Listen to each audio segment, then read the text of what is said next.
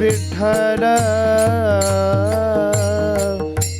विठ्ठल विठ्ठल विठ्ठल विठ्ठल विठ्ठल ठाला ठाला ठाला विठ्ठल विठ्ठल विठ्ठल विठ्ठल विठ्ठल विठ्ठल विठ्ठल विठ्ठल पुंडलिक वरदा हरी विठ्ठल श्री ज्ञानदेव तुकाराम भगवान की जय ज्ञानेश्वर महाराज की जय श्री संत तुकाराम महाराज की जय गुरुवर्य गणपत बाबा महाराज महाराज की जय छत्रपती शिवाजी महाराज की जय धर्मवीर संभाजी महाराज की जय विठ्ठल विठ्ठल विठ्ठल विठ्ठल विठ्ठल विठ्ठल विठ्ठल विठ्ठल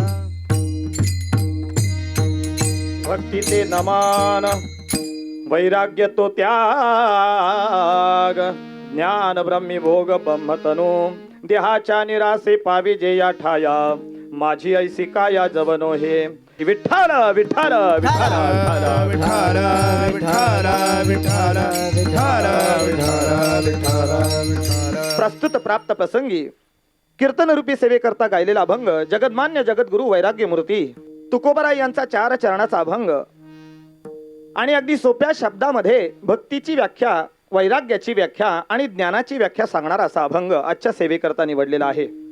जगद्गुरु तुकोबराय या अभंगामधून भक्ती म्हणजे काय तर महाराज म्हणतायत भक्ती ते नमन वैराग्य तो त्याग ज्ञान ब्रह्मी भोग ब्रह्मतनु. आणि या अवस्थेला पोचण्यासाठी जगद्गुरु तुकोबराय वर्णन करतायत की या देहाचा निराश व्हावा लागेल तरच या अवस्थेपर्यंत पोचता येईल. ज्याप्रमाणे तुकोबराय दृष्टांत देतात की उदक अग्नी धान्य झाल्या घडे पाक. स्वयंपाक बनवायचा आहे तर तिन्ही गोष्टींची आवश्यकता आहे.